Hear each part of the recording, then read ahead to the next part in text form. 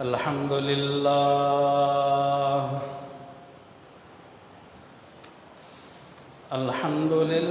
نحمده ونستعينه ونستغفره ونؤمن به ونتوكل عليه ونعوذ بالله من شرور أنفسنا ومن سيئات أعمالنا من يهده الله فلا مضل له ومن يضلله فلا هادي له أشهد أن لا إله إلا الله وحده لا شريك له وأشهد أن سيدنا ومولانا محمدًا عبده ورسوله أما بعد فأعوذ بالله من الشيطان الرجيم بسم الله الرحمن الرحيم محمد رسول الله والذين معه أشداء على الكفار رحماء بينهم تراهم ركعا سجدا يبتغون فضلا من الله ورضوانا صدق الله العظيم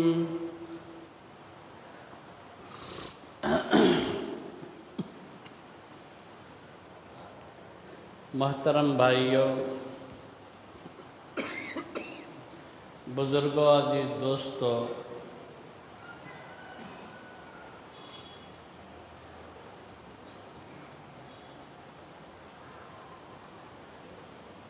حضرات صحابہ کرام رضی اللہ عنہم اجمعین،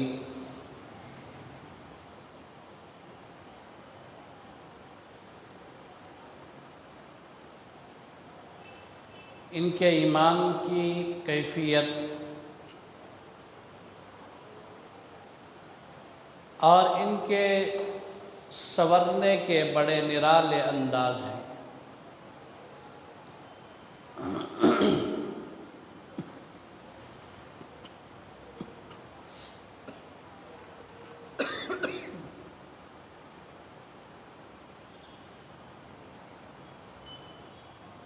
حضرت نبی پاک صلی اللہ تعالیٰ علیہ وسلم کی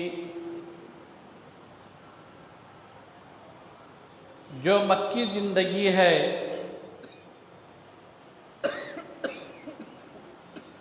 اس زندگی میں مکے کی گلیاں ہیں،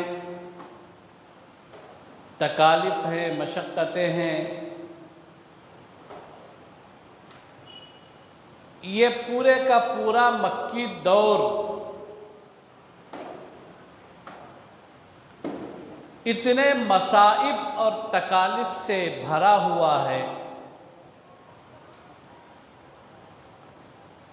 آخر میں ایک دور، ایک وقت ایسا آیا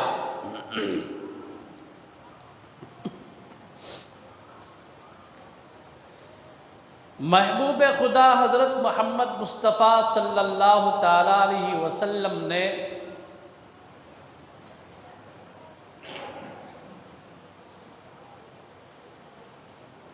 مکہ المکرمہ کی سرزمین پر کھڑے ہو کر یہ فرما دیا، اے میرے پیارے وطن، مجھے تیری دوری برداشت نہیں ہے، میں تجھے چھوڑ کر جانا تو نہیں چاہتا، لیکن یہ لوگ یہاں مجھے رہنے نہیں دیتے۔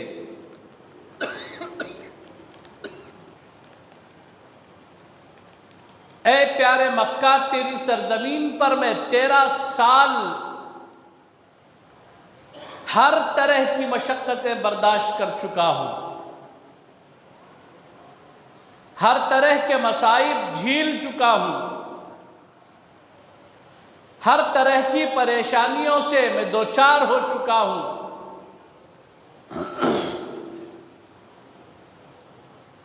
لیکن اب میرے پاس اس کے سوا چارہ نہیں ہے کہ اے وطن عزیز، میں تجھے چھوڑ کر جا رہا ہوں۔ اب مدینہ طیبہ میں جب گئے تو پھر اس طرح کے حالات وہاں نہیں رہے۔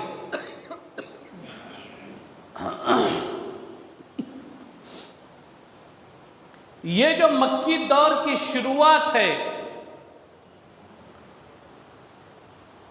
اسی دور کے اندر حضرات صحابہ ایمان لائے، اسلام قبول کیے۔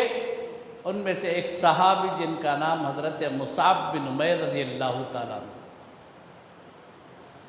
حضور کی بارگاہ میں آئے، ایمان قبول کیا۔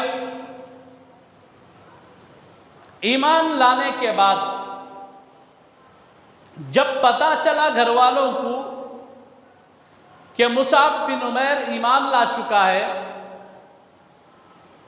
تو اب گھر والوں نے کہا کہ مصعب تمہارے پاس دو راستے ہیں، یا تو تم ایمان کو چھوڑو، اسلام کو ترک کر دو، چھوڑ دو، یا پھر یہ جو آسائش و آرام والی زندگی ہے اسے ترک کرو۔ اگر اسلام سے توبہ کر کے، اسلام سے منحرف ہو کر اگر تم اپنے آبا و اجداد کے دین پر آنا چاہتے ہو تو پھر گھر کا ہر دروازہ تمہیں کھلا ہے، لیکن اگر تم اپنے آبا و اجداد کے رسوم کی، اپنے آبا و اجداد کی روایات کی مخالفت کر کے اگر تم حضرت محمد الرسول اللہ صلی اللہ تعالیٰ علیہ وسلم کے آغوش مبارک کی طرف چلتے ہو تو پھر ہمارے گھر میں تمہارے لیے جگہ نہیں ہے۔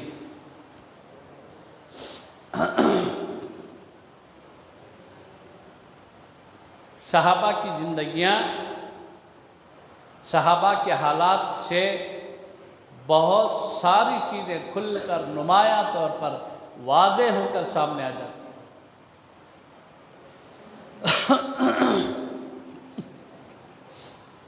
منکرات ہوتے ہیں، گناہ ہوتے ہیں۔ اب ان چیزوں سے رکنے کی دعوت دو، غیر غلط چیزوں کو غیر غلط کہو تو پھر وہاں سے نفرتیں، عداوتیں، دشمنیاں، حسد، بغض۔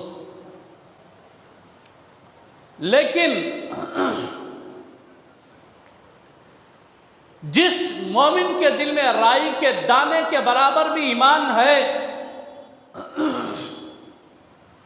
اس کا ایمان اس بات کا تقاضا کرنا چاہیے کہ ہاں جو ہو رہا ہے گناہ ہے، گناہ کو گناہ سمجھے، نیکی کو نیکی سمجھے، اللہ کی محبت کو اللہ کی محبت سمجھے، مخلوق کی محبت کو مخلوق کی محبت سمجھے۔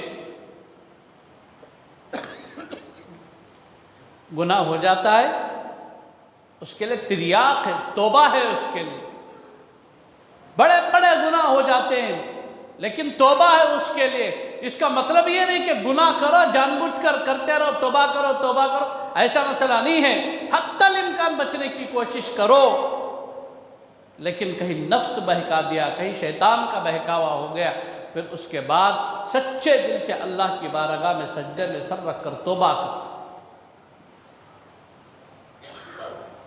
التائب من الذنب کمن لا ذنب لہ، گناہ کرنے کے بعد سچے دل سے جو انسان توبہ کر لیتا ہے، گویا کہ اس کی مثال ایسی ہے کہ اس نے گناہ کیا ہی نہیں، اللہ اسے پاک کر دیتے ہیں، صاف کر دیتے ہیں۔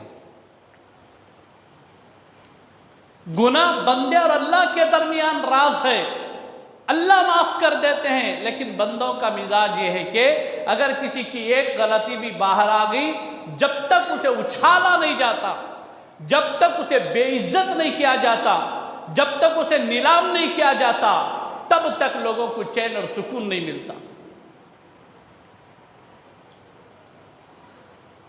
خدا کی صفت ستار ہے، ستار کے معنی عیبوں پر پردہ ڈالنے والی۔ اللہ کی ذات وہ ہے، کون ایسا بندہ جس کے اندر عیب نہیں ہے؟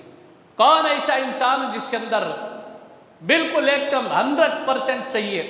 لیکن ایک بات یہ ہے کہ اللہ توبہ کا دروازہ قیامت تک کھلا رکھے ہے، توبہ کر لیں۔ ایک آدمی اسے پتا ہے چل توبہ تو ہے نا، پہلے گناہ کر لیں گے پھر توبہ کر لیں گے، یہ حماقتی ہے۔ اسے کیا کہتے ہیں، ہمارے لفظوں میں بولتے نا حماقتی کر کو، ویسی حماقتی ہے، یہ تو جان بوجھ کر مذاق ہو گیا ہے۔ اب پھر ایسا انسان اللہ کے عذاب کا انتظار کرے۔ واقعی بندہ نہیں چاہتا گناہ کرنا، نفس بہکا دیا، شیطان بہکا دیا، گناہ کے بعد ندامت ہو رہی ہے، اللہ کے سامنے رو رہا ہے، سچے دل سے تڑپ رہا ہے، پھر اللہ اسے معاف کر دیتے ہیں۔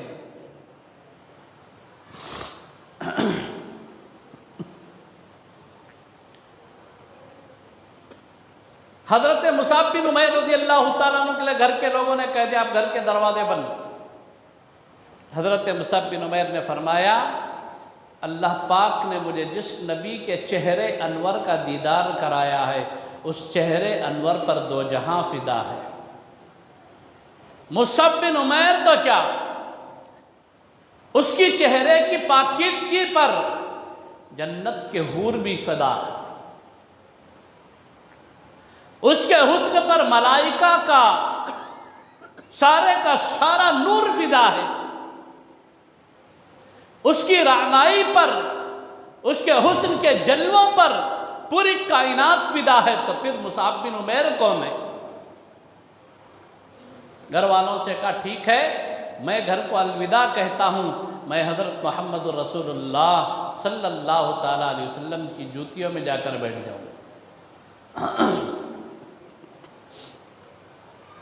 یہ وہ دور حضرت مصعب بن عمیر گئے، بیٹھے، جب ایک محفل تھی حضور علیہ السلام کی، حضرت مصعب بن عمیر رضی اللہ تعالیٰ عنہ آئے، تو جس حال میں آئے اللہ کے نبی علیہ السلام حضرت مصعب بن عمیر کو دیکھ کر آنکھوں میں آنسو بھر لائے، حضور کی آنکھوں میں آنسو آ گئے اور فرمایا مصعب ایک دور تو وہ دور تھا جس وقت میں نے تمہیں دیکھا تھا، مکے کی گلیوں کا حسین خوبصورت چاند اگر کوئی ہے تو لوگ کہتے تھے مصعب بن عمیر ہے، لیکن تم نے اپنی حالت کیا بنا۔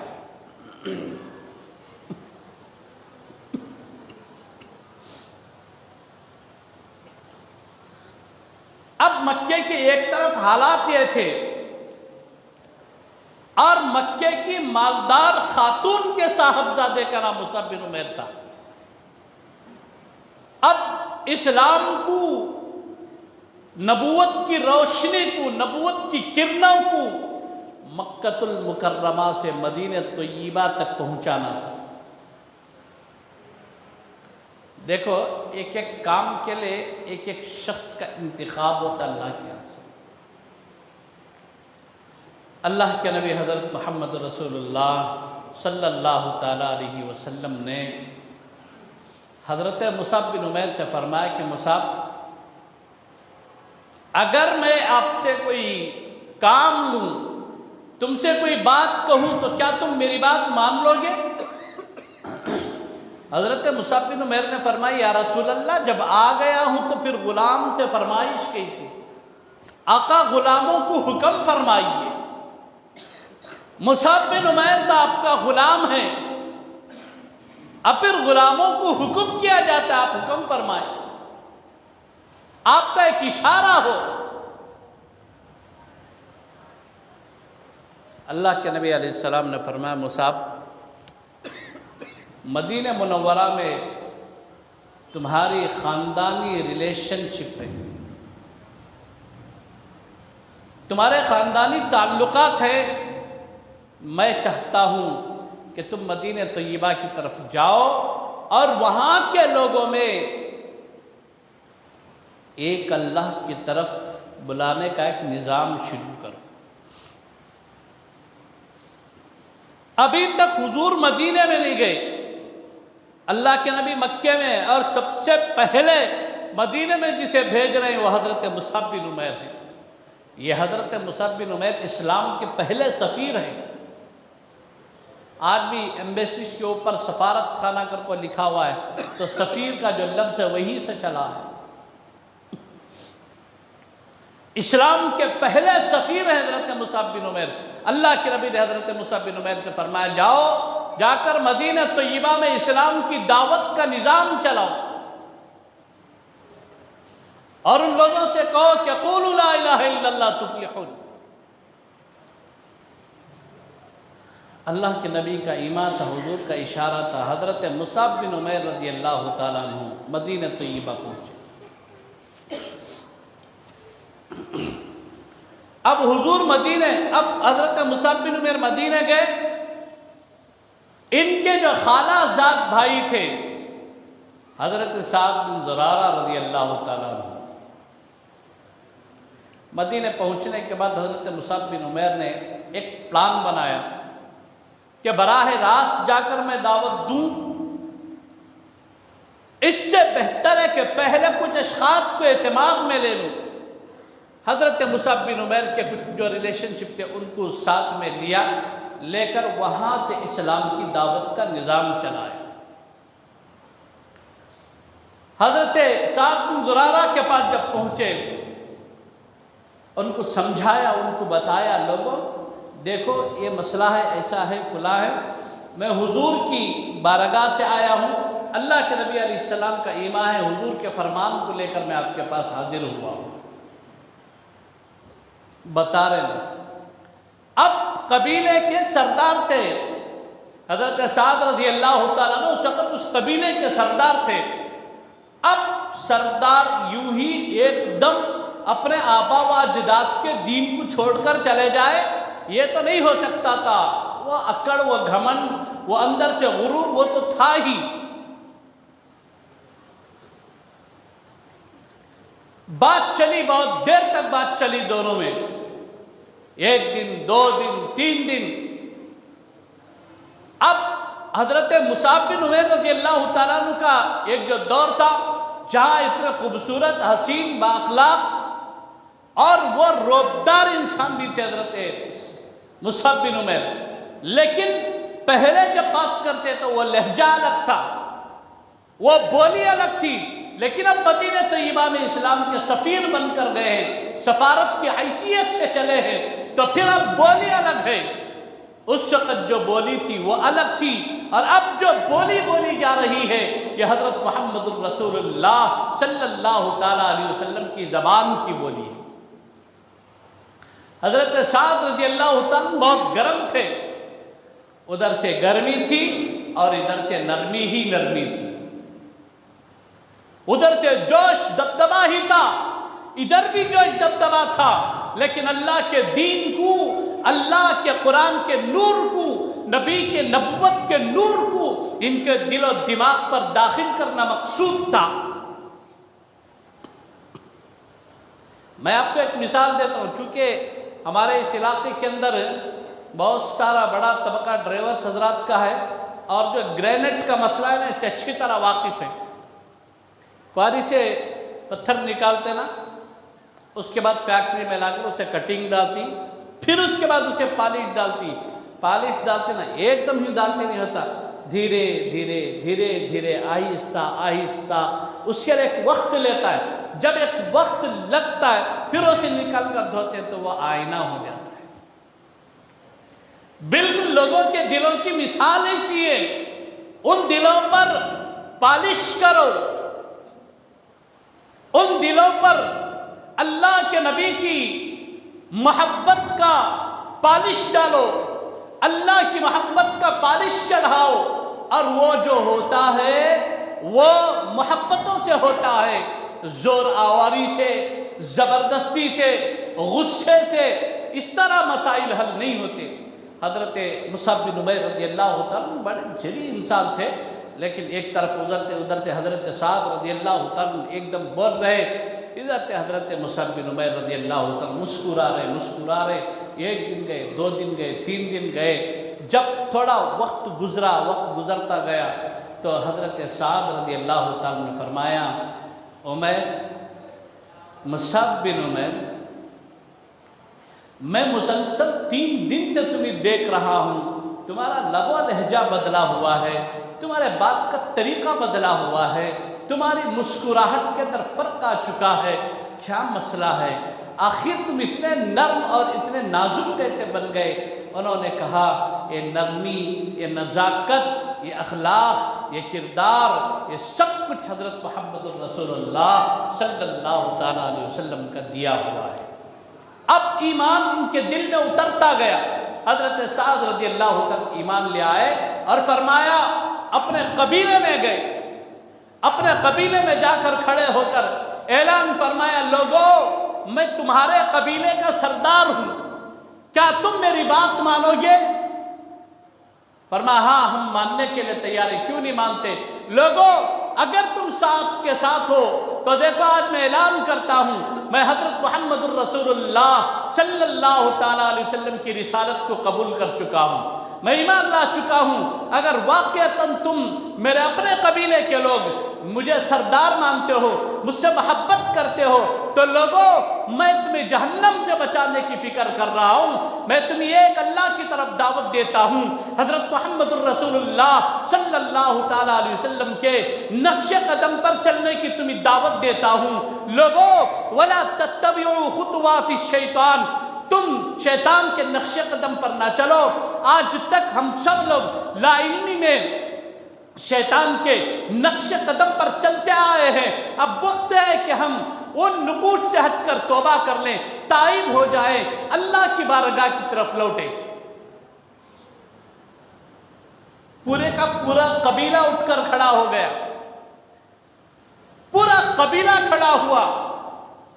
اب یہاں دیکھو حضرت مصعب بن عمیر کی دعوت کا طریقہ، دعوت کا طرز حضرت سعد رضی اللہ تعالیٰ عنہ پر اثر ہوا، اور حضرت سعد بھی کوئی معمولی انسان نہیں تھے۔ اگر وہ اس طرح نہ ہوتا تو اس وقت جو جنگیں ہوئی نا، وہاں سے پیٹ پھیر کر واپس آ جاتے۔ یہ سب اپنے قبیلے کے بڑے بڑے بہادر لوگ ہیں، اسلام قبول کیے ہیں، تو اسلام ان کے دلوں پر اثر کیا ہے۔ اور دلوں پر اثر کیسے کیا ہے؟ قرآن نے کہا صحابہ کی جو صفت ہے رحماء بینہم، صحابہ آپس میں ایک دوسرے کے ساتھ رحم کرنے والے۔ صحابہ کی صفت کیا ہے؟ آپس میں ایک دوسرے کے ساتھ رحم کرنے والے ہیں، ایک دوسرے کے ساتھ شیر و شکر کی طرح رہتے ہیں، ایک دوسرے کی غلطیوں کو درگزر کر دیتے ہیں، ایک دوسرے کی غلطیوں کو معاف کر دیتے ہیں۔ یہ صحابہ کی صفت اور یہ ایمان والوں کی مومنانہ صفت ہے، یہ ایمان والوں کی صفت ہے۔ کب کی کیا ایک مسئلہ ہو گیا، چھوٹی موٹی بات چیت ہو گئی، 20 سال کے بعد انہیں ملا تو انہیں کون معلوم کرے، انہیں منجھے ویسا بولا تھا۔ یہ مومن کی صفت نہیں، یہ مومن کی شان بھی نہیں۔ جس مجلس میں ہم لوگ بیٹھے، اگر اختلاف ہو بھی گیا، مجلس سے اٹھنے سے پہلے توبہ کر کے اپنے مسلمان اور مومن بھائی کے تعلق سے سینہ صاف کر کے اٹھو، یہ مومن کی صفت ہے، یہ ایمان والوں کا طریقہ ہے۔ آج امت مسلمہ کی بربادی کا سب سے بڑا سبب یہی ہے، ہمارے خانگی اختلاف، محلے میں اختلاف، شہروں میں اختلاف، گھروں کے اندر اختلاف، آپس میں دو بھائیوں میں اختلاف۔ یہ اختلافات میں ہم لوگ کہیں کے نہیں رہے، سب کچھ ہے پھر بھی کہیں کے نہیں ہے، اس لیے کہ اختلاف نے ہمارا خمیازہ بکھیر کے رکھا ہے، ہمارا شیرازہ بکھیر کے رکھا ہے۔ امت مسلمہ کی کشتی ڈوب چکی ہے، اس کی نیا برباد ہو چکی ہے۔ مسلمانوں ہوش میں آؤ، توبہ کرو۔ یہودیوں کے 40 قبیلے ہیں، 40 کے 40 میں اتفاق ہے۔ ہندوؤں کے اندر 360 بت ہیں، 360 کو ماننے والے ہیں، لیکن 360 ایک پلیٹ فارم پر کھڑے نظر آ رہے ہیں۔ عیسائیوں کے اندر 3 طبقے ہیں، تینوں طبقے ایک پلیٹ فارم پر کھڑے نظر آ رہے ہیں۔ بدھ مذہب کے اندر اختلاف، بدھ مذہب کے اندر مختلف طبقات ہیں، لیکن ایک پلیٹ فارم پر کھڑے نظر آ رہے ہیں۔ یہاں اللہ کے نبی علیہ السلام نے امت مسلمہ کو رحماء بینہم کا درس دے کر دنیا سے گئے ہیں، لیکن یہاں آج بکھرے نظر آ رہے ہیں۔ آج امت مسلمہ کے چیتھڑے اڑ چکے ہیں، سگے بھائیوں میں اختلاف، بھائی بہنوں کے اندر اختلاف، ایک بڑا خاندان ہے، پورے خاندان کے اندر اختلافات، محلے کے اندر 3-4 پارٹیاں، شہر کے اندر 2-3 طبقے۔ مسلمانوں، اس طرح اگر ہماری حالت رہی، چھوڑو ان سب چیزوں کو، وَاعْتَصِمُوا بِحَبْلِ اللَّهِ جَمِيعًا، اسلام کی آبیاری کرنا چاہتے ہو، آج دنیا کی قوموں پر، دنیا کے جدید چیلنجز کے سامنے ہم اسلام کا نقشہ پیش کرنا چاہتے ہیں، تو پھر صحابہ کے نقش قدم پر چلو، صحابہ کو دیکھو۔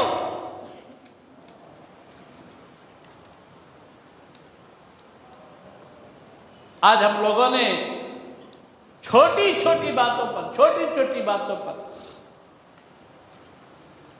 سگے 2 بھائی 20 سے 25 سال ہو گیا، بھئی کیوں نہیں بات کرتے؟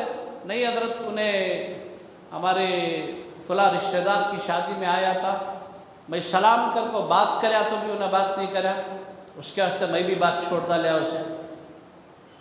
بڑے بھائی سے بات کی گئی، نہیں حضرت ایسا کیا بھی نہیں، ویسا میرے دل میں کیا بھی نہیں، میں کتنے کی بار اسے بلایا بات کریں گے، اگر کو نہیں آ رہا کیا ہے کہ معلوم نہیں۔ آخر غلط فہمی ہے کا؟